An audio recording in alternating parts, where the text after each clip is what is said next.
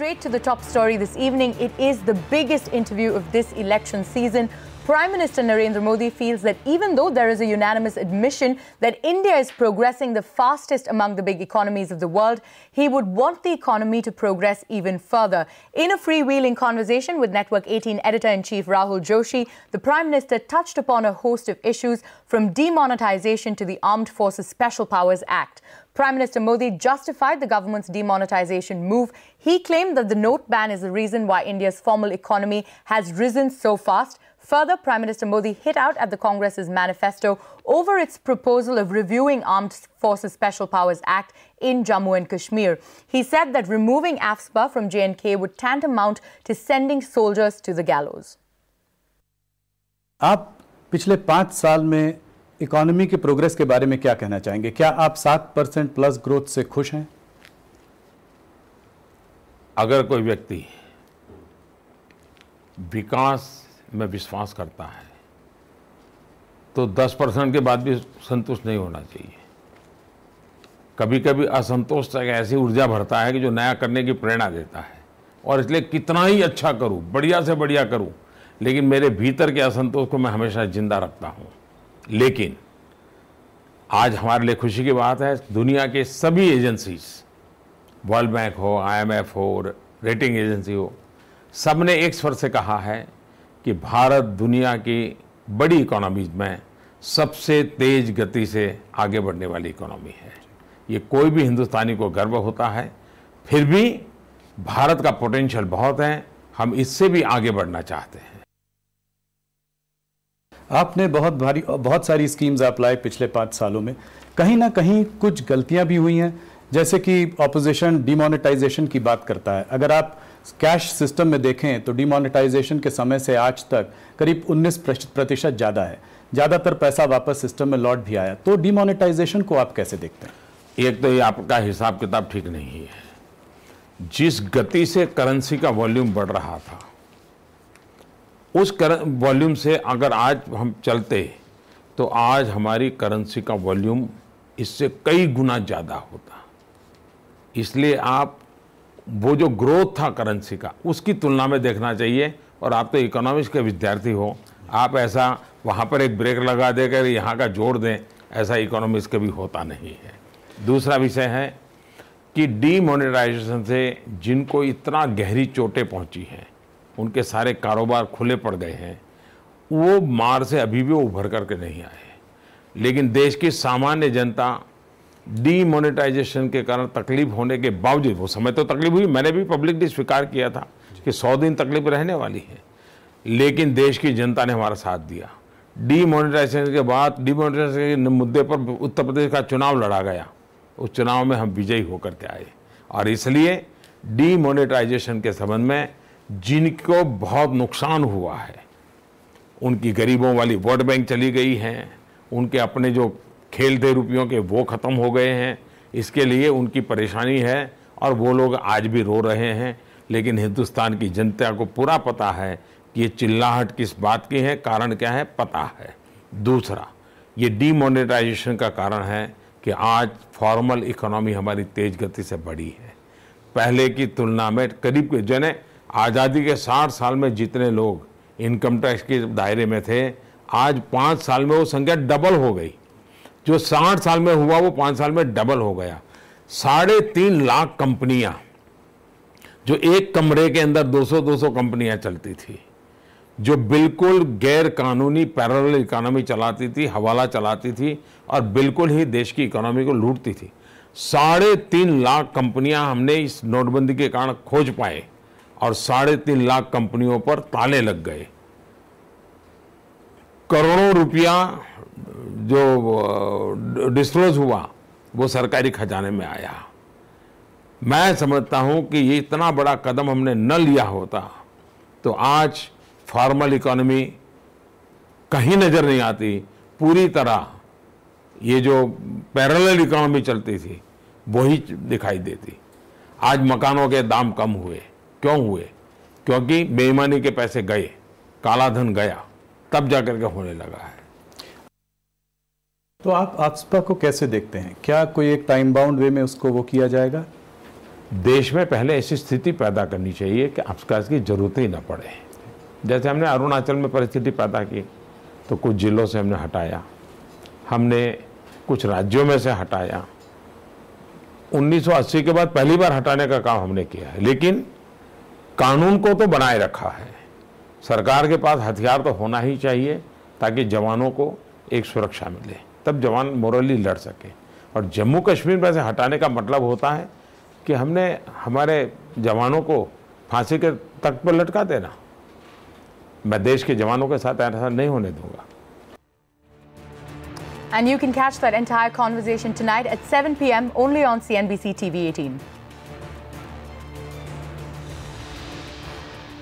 The much-awaited first phase of the 2019 Lok Sabha elections is here. After months of intensive campaigning by political parties, it's over to the voters now. On the 11th of April, electorate across 91 constituencies in 20 states and union territories will decide the fate of 1,279 candidates. Andhra Pradesh will be the biggest battleground in this phase of general elections, with 25 seats at stake. Now, the state will be followed by its neighbour Telangana, where voting will take place across 17 constituencies. In Uttar Pradesh and Maharashtra, voters will exercise their franchise across 8 and 7 seats respectively in the first phase. Let me quickly take you through a snapshot of those who are in the fray for this phase. 93% of these candidates are men and only 7% of them are women.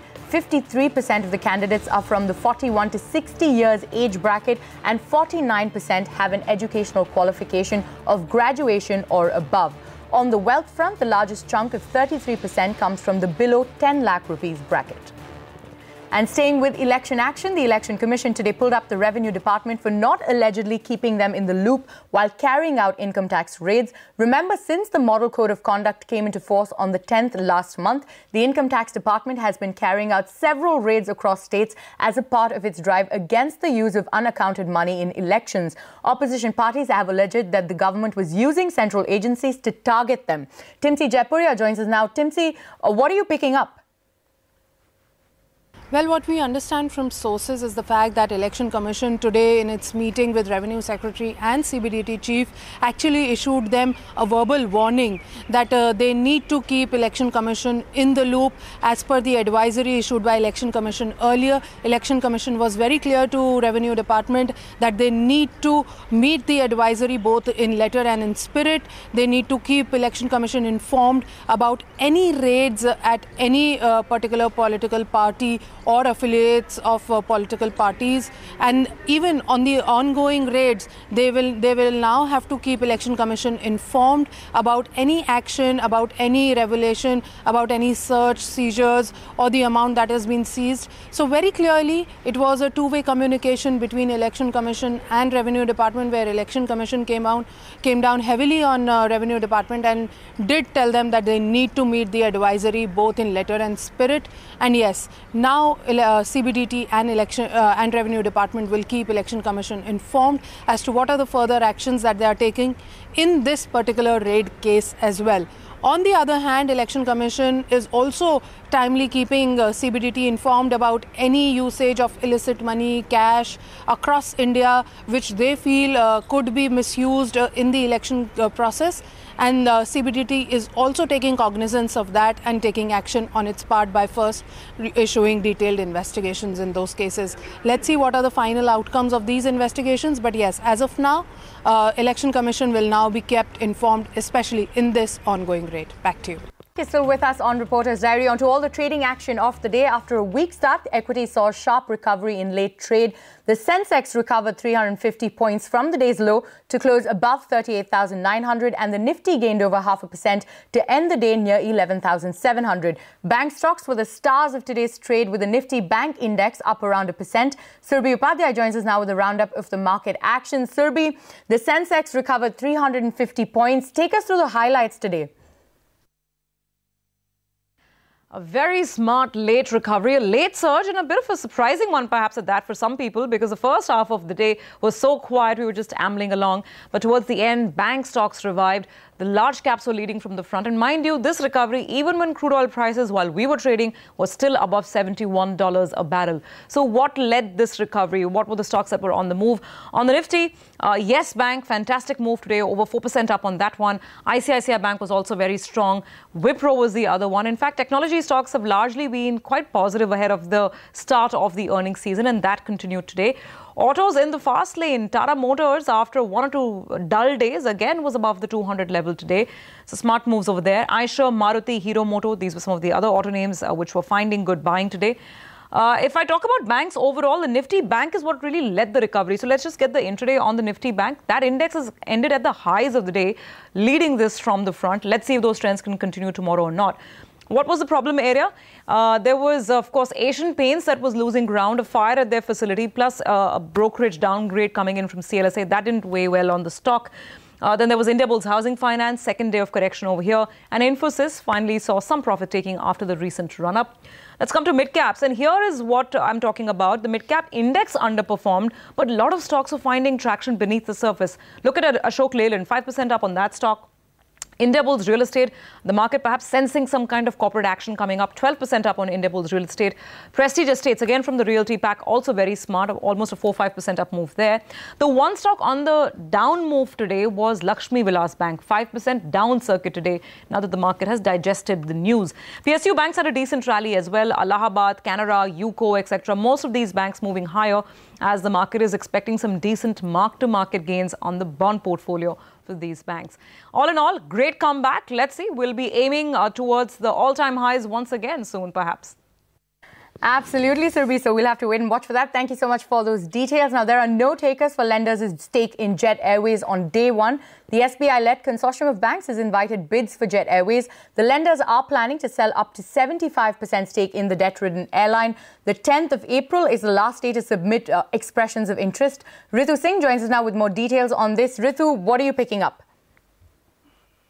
While there have been no takers for Jet Airways so far, banks do remain hopeful that EOIs will be submitted before the end of the deadline tomorrow evening. And as we have been reporting, several private equity players as well as some strategic players could potentially look at bidding for the airline. Now, we do understand that banks have reached out to Air France, Delta Airlines already, and even Qatar Airways is said to have shown an interest in acquiring stake in the airline. Among private equity players, the likes of TPG, Indigo Partners, KKR, and even NIIF are seen as potential bidders. Now, Jet's partner Etihad is also in talks with the lenders to potentially acquire up to 49% stake in the airline. Do remember, lenders are looking to sell anywhere between 31 to 75% stake in the airline.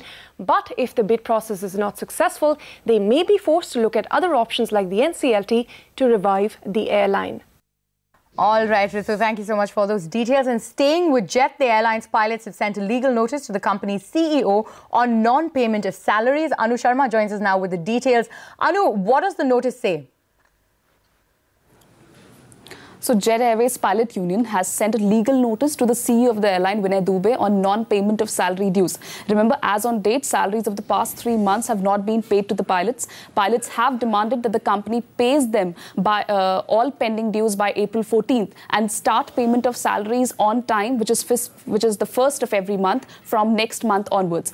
The notice clearly says that in case the company fails to do so, then the union, the National Aviators Guild, which consists of around 1,000 pilots, will resort to all constitutional and legal methods available to it.